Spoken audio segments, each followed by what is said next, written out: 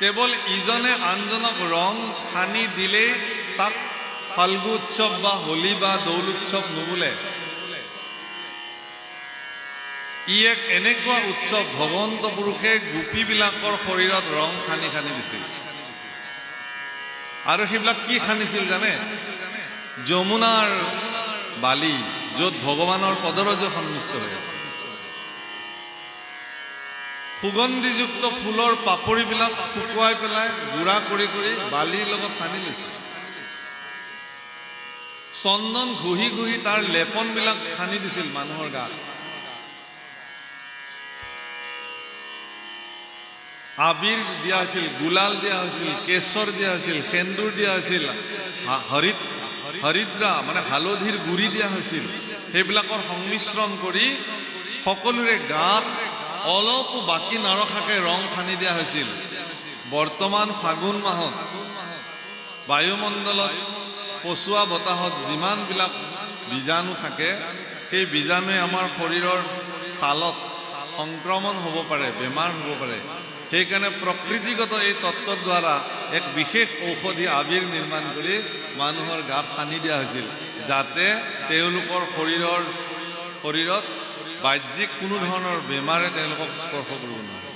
কিন্তু এতিয়া পেট্ৰকেমিকেল যিবিলাক একেবাৰে শেষৰ অধুক্ষেপ, gasoline, petrol, diesel, kerosene, vitamin, plastic গৈ গৈ যিমান অধুক্ষেপ ৰয়, তাতে কিছুমান ৰাসায়নিক দ্ৰব্য মিলাই যিবিলাক মাজেণ্টিক বা কালাৰ, আৰ্টিফিচিয়েল ৰং বৰ্তমান বজাৰত উপলব্ধ হৈছে, বিদেশৰ পৰা আহিছে, সেইবিলাক মানুহৰ গাত এনেকৈ সানি দিছে এমাহলৈকে ৰং নাযায়। আৰু সেইবিলাক ৰঙে মানুহৰ শৰীৰত বেমাৰ মুক্ত কৰিব দূৰৰ কথা, ডাঙৰ ডাঙৰ বেমাৰে তেওঁলোকক লম্ভিব পাৰে। উল্টাহে হৈছে। সেই প্ৰভুসকল, সেইবিলাক নহয়, সেইবিলাকেৰে ৰং উৎসৱ নহয়। গোপীসকলক ভগৱানে তেওঁলোকৰ গাত ৰং সানি দিছিল, আৰু ভগৱানে স্বহস্তে তেওঁলোকৰ গাত ৰং সানি দিয়াৰ কাৰণে গোপীবিলাকৰ মনৰ ভিতৰত যিটো আনন্দ, সেই আনন্দটো উৎফুল্লিত হৈ উঠিছিল, তেওঁলোক ৰঙীন হৈ গৈছিল।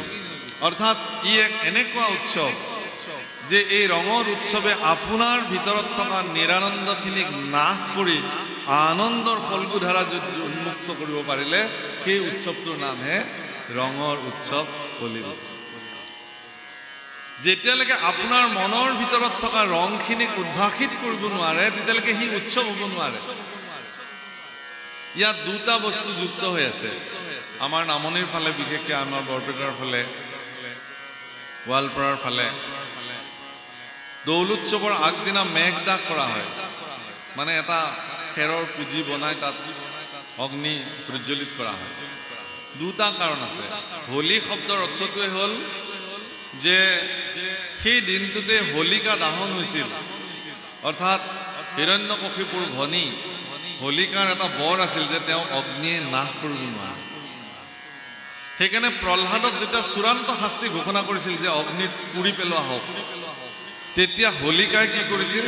প্ৰহ্লাদক কোলাত তুলি লৈছিল আৰু অগ্নিৰ কাঠৰ বিচনাত বহিছিল আৰু অগ্নি সংযোগ কৰি দিয়া হৈছিল। দাও দাওকে অগ্নি জ্বলিছিল, আৰু সেই অগ্নিয়ে প্ৰহ্লাদৰ এডাল নোমো হানি বিঘিনি কৰিব নোৱাৰিলে, কিন্তু হোলিকা তাতে বিনাশ হ'ল। কিন্তু তেওঁতো বৰ আছিলে, তেওঁ অগ্নিত দাহ নাযায় বুলি। কেনেকৈ গ'ল?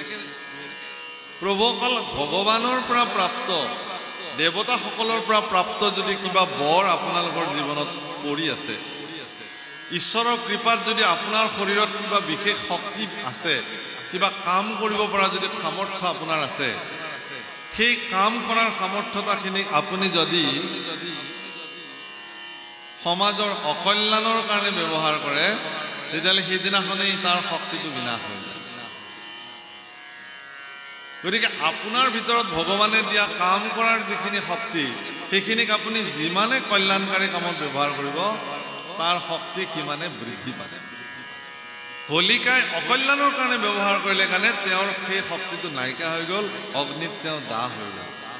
এই যে হোলিকা নাশ হৈ গ'ল, প্ৰহ্লাদ অগ্নিৰ পৰা বাচি গ'ল, তাৰ কাৰণে সমস্ত লোকে আনন্দত কৰিছিল ভিতৰৰ পৰা ৰঙৰ উৎসৱ আৰম্ভ হৈছিল সেইকাৰণে হোলীৰ লগত ই সম্পৰ্ক সেইকাৰণে হোলী বুলি কয় হোলিকা দহন প্ৰভুসকল আমাৰ বৰপেটাৰ ফালে আপোনালোকে দেখিছে যে পুৰা হোলীৰ উৎসৱ আৰম্ভ হৈছে সকলে ওপৰৰ ফালৰ পৰা ওপৰলৈকে আকাশৰ ওপৰলৈকে ৰং ছটিয়াইছে যাৰ গাত পৰে পৰিব হোলীৰ ৰং দিয়াৰ নিয়ম আছে যদি মোতকে জ্যেষ্ঠজন হয় তেতিয়াহ'লে মই তেওঁক প্ৰথমতে প্ৰণাম কৰিব লাগিব আৰু সেই আবিৰ বা গুলাল তেওঁৰ চৰণত প্ৰথমতে অৰ্পণ কৰিব লাগিব আৰু তেওঁক আজ্ঞা লৈ পেলাই তেওঁৰ কপালত মই এটা তিলক আঁকি দিব পাৰোঁ জ্যেষ্ঠজনক ৰং দিয়াৰ ব্যৱস্থা আৰু কনিষ্ঠ যদি হয় মোতকে মৰমৰে তাৰ গালত বা শৰীৰত মই ৰং সানি দিব পাৰোঁ আৰু সমসাময়িক বন্ধু মিত্ৰ একে বয়সৰ হ'লে খুব ফূৰ্তি কৰি পেলাই ৰং উৎসৱ পালন কৰা কিন্তু আজিকালি দেখা গৈছে যে ডাঙৰ সৰু বুলি কোনো চিন্তাপ নাই যোনে যাকে তাকে যেনে তেনে ৰং প্ৰদান কৰিছে এই সৌজন্যতা যেতিয়ালৈকে নাথাকিব ই উৎসৱলৈ পৰিণত নহ'ব সেইকাৰণে ৰঙৰ উৎসৱ হোলী বা ফাগুই আপোনাৰ মোৰ সকলোৰে ভিতৰত থকা নিৰানন্দখিনি নাশ কৰি ভিতৰত থকা আনন্দৰ ফলকুধাৰা উন্মুক্ত কৰক সিদিনাখনহে ই ৰঙৰ উৎসৱ হিচাপে বিবেচিত এদিন নহয় ন প্ৰভু গোটেই জীৱন আপুনি ৰঙীন হৈ থাকক ভগৱানে আপোনাক কৃপা কৰক ঈশ্বৰৰ কৃপাহস্ত আপোনাৰ শিৰত থাকিলে আপুনি ৰঙীন হৈ যাব গতিকে আজিৰ এই পবিত্ৰ ফাল্গুৎসৱৰ বা ৰঙৰ উৎসৱত আপোনালোক সকলোকে হাৰ্দিক শুভকামনা জনালোঁ ভগৱানৰ ওচৰত প্ৰাৰ্থনা কৰিলোঁ যে আপোনালোক প্ৰত্যেকৰে জীৱনৰ নিৰানন্দখিনি নাশ হৈ যাওক আৰু আনন্দবিলাক উন্মুক্ত হওক চিৰদিন আপোনালোক ৰঙীন হৈ থাকক এই প্ৰাৰ্থনা আৰু আশীৰ্বাদ সকলোকে নিবেদন কৰিলোঁ হীৰা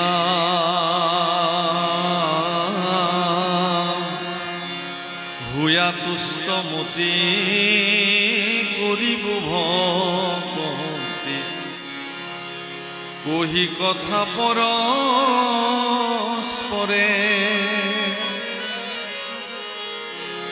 আর তেবে সে সমস্ত দুঃখ হইবে অন্ত সুখে সংসার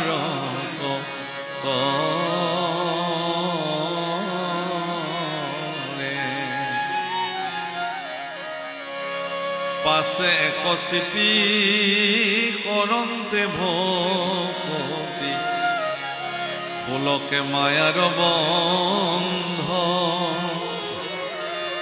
শুনিও যিমতে আপোন মনতে মিলই পৰমানন্দ পৰস্পৰে পৰস্পৰে লগ হ'লে কৃষ্ণ কথা পাতক উপায় দিছে কেনেকৈ আনন্দটো মই এইমাত্ৰ ক'লোঁ যে আপোনালোকৰ ভিতৰত আনন্দ উৎপন্ন হওক কেনেকৈ হ'ব আনন্দটো ঈশ্বৰৰ স্বৰূপ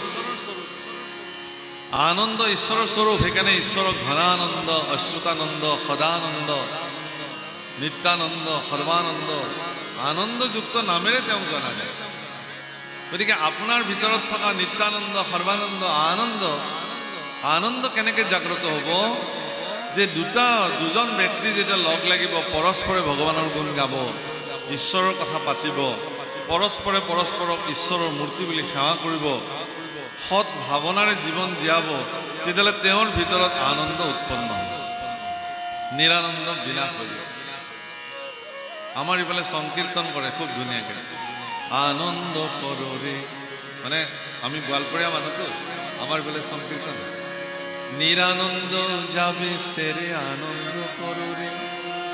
আনন্দ কৰৰে আনন্দ কৰক নিৰানন্দই আপোনাক এৰি দিব কেৱল নিৰানন্দত ভুগি থকা সকলে বেমাৰলৈ ৰূপান্তৰ হৈ যায় মোৰ কি হ'ব মই দেখোন কৃপাপাত্ৰ নহ'লোঁ ভগৱানৰ মোৰ ইমান দুখ মোৰ ইমান বেমাৰ মোৰ আমুক তামুক এনেকৈ যেতিয়া মানুহে হীনমান্যতাত ভুগি থাকিব তেতিয়া তেওঁৰ কেতিয়াও আনন্দ তেওঁ সংগ নিদিয়ে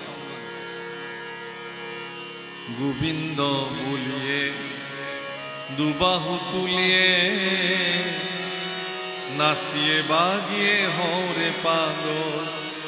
আমাৰ সেইফালে সংকীৰ্তন কৰে যে গোবিন্দ বুলি দুই বাহু তুলি আনন্দ কৰক আপোনালোকে। তে আনন্দ কেনেকে কৰিব? আপুনি নিজৰ অস্তিত্বক আপুনি যিদিনাখন জানিব। কেনেকে? আরে বাইল না কাল গেল ভাবিতেছি, বাইল না কাল গেল হাসিতে খেলিতে, জৈবন কাল গেল রঙে, বৃদ্ধ না কাল গেল ভাবিতে চিন্তিতে, বৃদ্ধ না কাল গেল ভাবিতে চিন্তিতে, গুরু ভজিবে কোন কালে নশায় যে কোন রঙে ও দিনে দিনে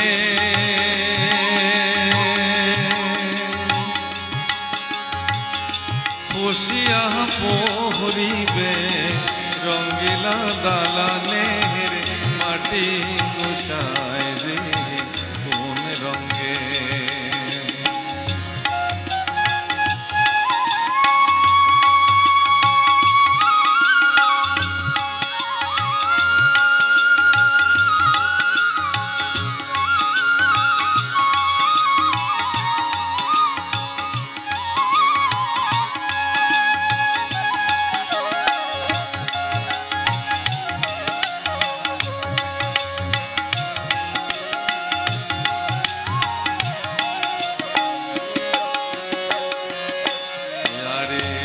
হারেরও ঘর খানি স্বামীরও সামনি, বাঁধে বাঁধে তার জোড়া।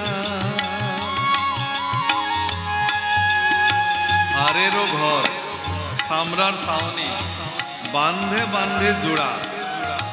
হরির ঘৰটোৰ কথাই কৈছে, হৰিৰ ঘৰটো। ওয়াহারে তাহারো তহলে ময়রা মহুরে, তাহারো তহলে ময়রা মহুরে, শূন্যে উড়ায় তারা গোসায় যে কোন রঙে দিনে দিনে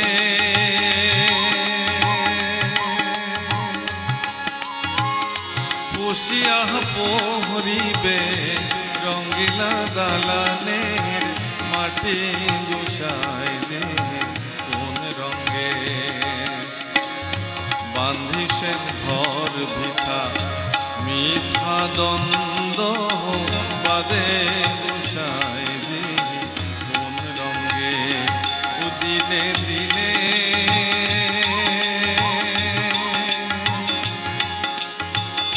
বসিয়া পহরিবে রঙ্গিলা দালানের মাটি গোসায় যে কোন রঙে, রঙ্গিলা দালানের মাটি গোসায় যে কোন রঙে, রঙ্গিলা দালানের মাটি গোসায় যে কোন রঙে। রঙ্গিলা দালান মানে ঘৰ, খুব ৰাজপ্ৰাসাদ। মানুহে যেতিয়া ঘৰ সাজিবলৈ পৰিকল্পনা কৰে, প্ৰথমতে তেওঁ এগৰাকী আৰ্কিটেক্ট ইঞ্জিনিয়াৰ ওচৰলৈ যায় আৰু তেওঁ এটা ধুনীয়া ডিজাইন কৰি দিয়ে আৰু এইটো তেওঁ পচন্দ কৰিলে এইটো ঘৰটো সাজে। সেই ঘৰটোৰ এটা তাৰ আয়ুস কাল থাকে যে এই 100 বছৰলৈকে থাকিব।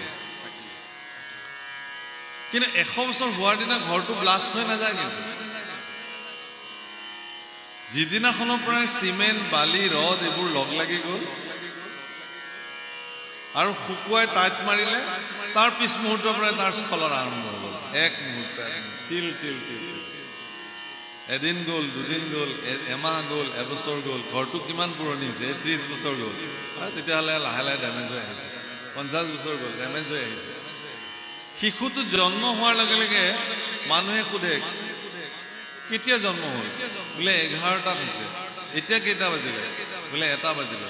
এই যে 2 ঘণ্টা 3 ঘণ্টা পাৰ হৈ গ'ল, শিশুটো 2 ঘণ্টীয়া শিশু 3 ঘণ্টীয়া শিশু তাৰ মানে কি সেই শিশুটোৱে জন্ম লবি মৃত্যু নামৰ তাৰ খুঁটিটোলৈকে ইতিমধ্যে সি 2 ঘণ্টা আগবাঢ়িলে আসল কথা এইটো গতিকে ৰংগিলা দালান এদিন লাহে লাহে তিলকে সকলোৰে খহি যায় এই ঘৰটো মোৰ এই শৰীৰটো হাড়ৰ ঘৰ চামৰাৰ ছাউনি জোৰা আছে বান্ধে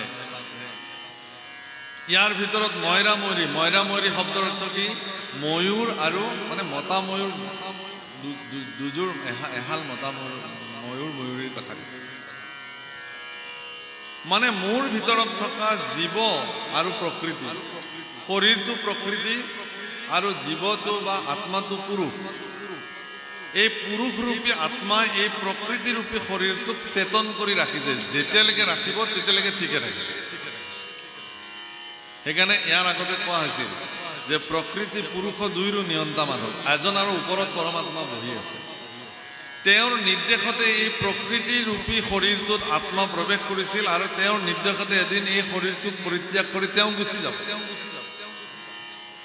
তেতিয়া কেৱল হব শৰীৰটো মাত্ৰ পৰি থাকিব যেতিয়া পৰি থাকিব এই হব শৰীৰটোক কাঠৰ লগত বাঁহৰ লগত সমান কৰি মানুহে জ্বলাই দিব মানুহে যেতিয়া বিয়া খাবলৈ যাব তেতিয়া একদম কোনে কিমান দামী শাড়ী পিন্ধিব পাৰে মেখেলা চাদৰ পিন্ধিব পাৰে কাপোৰ পিন্ধিব পাৰে অলংকাৰ পিন্ধিব পাৰে আৰু বিয়া ঘৰৰ ৰভা তলত বহিও ইজনে সিজনক চাইছে কোনে কাৰ লগত তুলনামূলকভাৱে বেছি দামী কাপোৰ অলংকাৰ পিন্ধিব পাৰে এটা প্ৰতিযোগিতামূলক অৱস্থা কিন্তু এটা মৃতকৰ সৎকাৰ অনুষ্ঠানলৈকে যেতিয়া এজন ব্যক্তি যাব তেতিয়া কিন্তু সেইটো নাথাকে তেতিয়া সকলোৰে মনত এটাই চিন্তা যে মানুহৰ জীৱন সঁচাকে আজি আছিল কাইলৈ নাই এই দুদিনীয়া শৰীৰটোক লৈনো আমি ইমান অহংকাৰ কৰোঁ এই দুদিনীয়া শৰীৰটোক লৈনো আমি ইমান মিছা অহংকাৰ কৰোঁ এই ভাৱনাই আপোনাৰ মনত ক্ৰীড়া কৰিব সেইকাৰণে যিমান উৎসৱ পাৰ্বণ অনুষ্ঠানত মানুহে ভাগ লয় তাতকৈ বেছি পৰিমাণে পাৰিলে মৃতকৰ সৎকাৰ অনুষ্ঠানত ভাগ ল'ব লাগে মৃতকৰ শোকসন্তপ্ত পৰিয়ালৰ ওচৰলৈ গৈ তেওঁলোকক এবাৰ সান্তনা দিব লাগে তেওঁলোকৰ হৃদয়ৰ যি মৰ্ম বেদনা আপোনজনক হেৰুৱাই যি ধৰণে বেদনাক্লিষ্ট হৈ আছে তাক অনুভৱ কৰিব পাৰিব লাগে আপুনি তাৰমানে কাপোৰ যেনেকৈ ধুই মল চফা কৰা যায় আত্ম অনুশোচনাৰ দ্বাৰা ভিতৰৰ শৰীৰটোক চফা কৰা যায় আপুনি যেতিয়া কোনোবা দুখী ব্যক্তিৰ লগত গৈ তেওঁৰ সমভাগী হ'ব পাৰিব তেতিয়া আপোনাৰ ভিতৰত থকা সকলো প্ৰকাৰৰ যিবিলাক মানে দুৰাচাৰী চিন্তা অহংকাৰী চিন্তা সেইবিলাক কি হৈ যাব নাশ হৈ যাব এইটো বহুত ভাল এটা উপায় প্ৰভু ৰামচন্দ্ৰ